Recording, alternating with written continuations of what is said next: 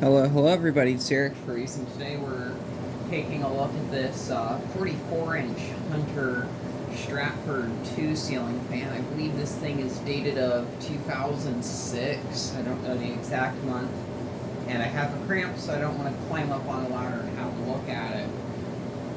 So, I have the infamous 5-speed capacitor style choke control thing from that Menards turn of the century industrial. So we'll set it to low speed on this and have a look at these quote-unquote speed control speeds. I might eventually use that Lutron 3-speed control, or maybe it's 4-speed, I can't remember, but I might try that on here because the speeds on that aren't going to look, the speeds on that are going to be way better than this.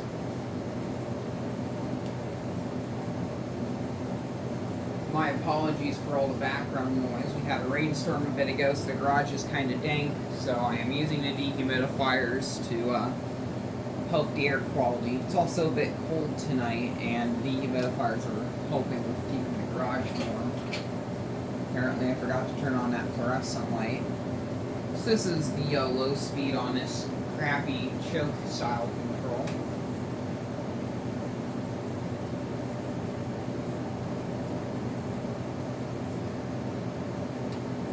It's not really much of a there's kind of a noticeable speed difference between the speeds on this control. That's medium high, and here's high.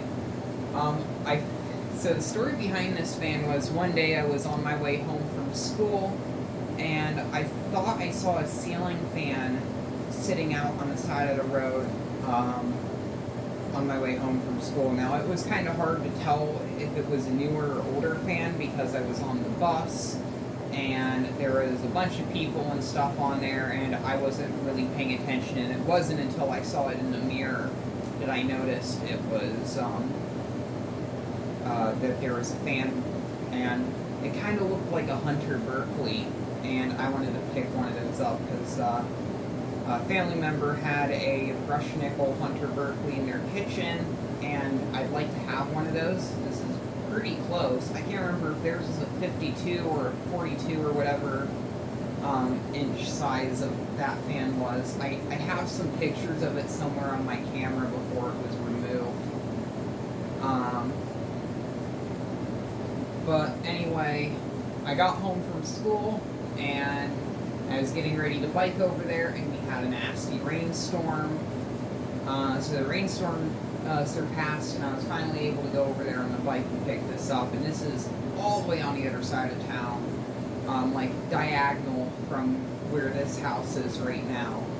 So it was very, very far. It was probably a good 5 or 6 mile bike ride over there. I'm going to turn the fan off so you can have a look at the bearings, but it was quite hard for that reason because it was so far away. And after the rainstorm, the blades on it were all warped in different directions. One of them was warped up, one of them was warped down. These particle board blades, they don't fare well to that.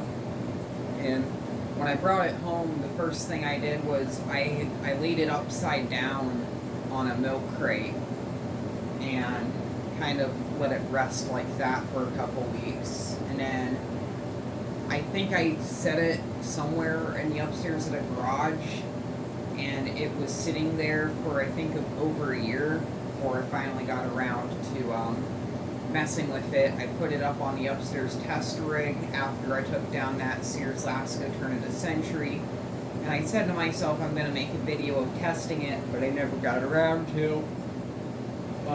Tonight is the night I actually finally get around. Actually, it was 2 days ago when I put this fan up here, and the blades have kind of unwarped themselves, but I let it run on high speed non-stop for the past couple of days in hopes of it trying to fix itself, I guess. Was able to get this pull chain to work pretty good. I actually put some grease here on the inside along these plastic sleeves. And that's actually made the pull chain for the fan really easy to control, surprisingly. I'm not a fan of these bowl light kits because they're always just kind of a pain.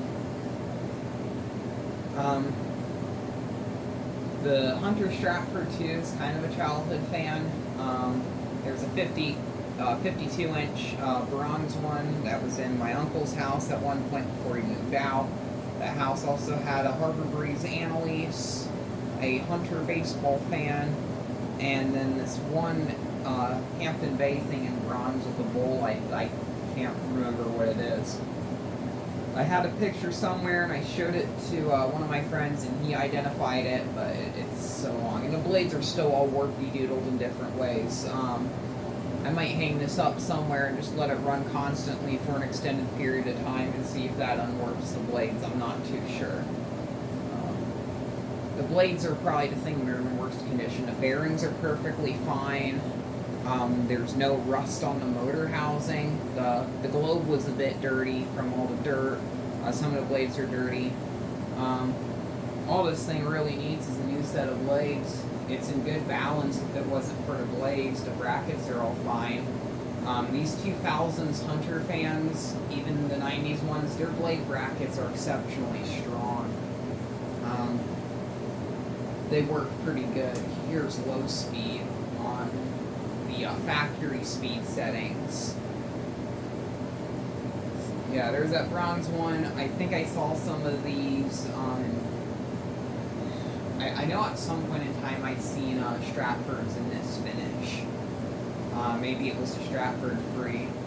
They made so many versions of these. These are so popular where I live, so I see them a good bit. There was one house me and my mom looked at several years ago before she bought her car. But it had 2 Berkeleys in the bedrooms, and then those were the 42-inch Berkeleys, and in the living room there was a 52-inch bronze 4-speed Berkeley, which I remembered. That was interesting. It caught me off guard that it was a 4-speed. I know it's not a Stratford, but that's what's on my mind right now.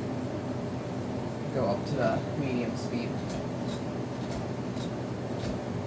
And this thing really does fly. This wooden pole is original. There was no light pole, so this is off of some Westinghouse. I think Westinghouse, I can't think of it, what it's called. Westinghouse Hugger, 52-inch, brushed nickel.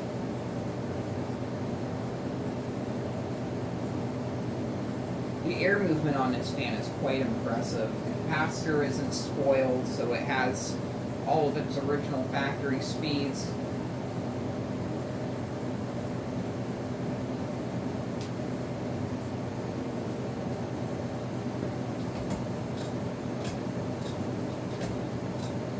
And here's high speed.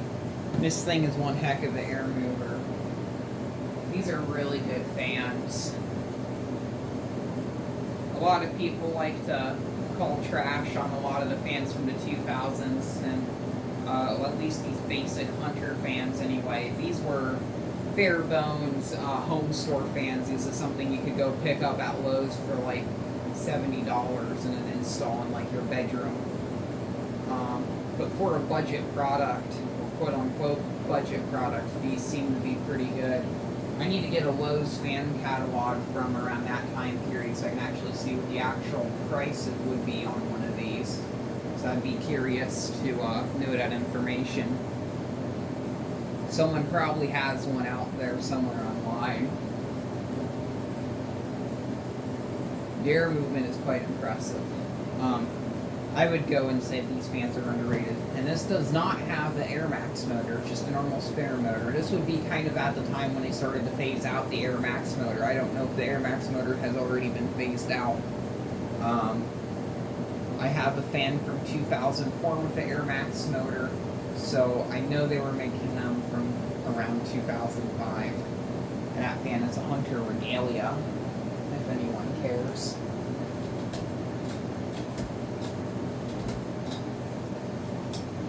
bull light is kind of, once again, one of those things that just kind of stinks. Have a closer look at it now. I do have the original mounting bracket for this fan. I don't know where it's at. I think also if that stuff is like, yeah, but I mean also if that stuff is the other pull chain, I think. I'm not sure if this bull light is original. This was the one I got with the fan at, when I first messed with it a while back, about a year or so ago when I got it, I was unable to get the light kit to go on very well, but now it's gone on here perfect. I don't know if this is the stock globe or not. It looks quite fine. It's not a bad looking fan.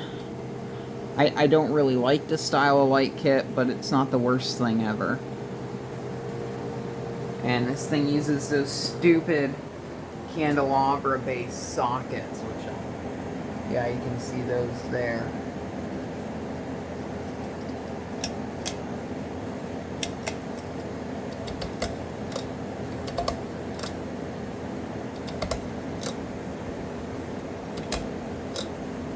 So there's that. And it's also quite a pain to get the light kit and stuff on, feeding the pull cord through all of the nonsense that is this bull light. It's such a flawed design. I'm not a fan of it at all. And they're still making fans like this, which is quite annoying. A lot of times I've seen people where they just don't even bother with this. They run their fan chain out the side and down. And that works. The issue is because of how flimsy the middle is there in that piece where the light kit kind of connects onto the bottom of the switch cap. The whole entire light kit will bend when you try to pull the chain. And that was the issue with turn of the century, well, Menard's turn of the century fan my aunt has, which I'm going to try to get that one at some point. It needs a new pull chain.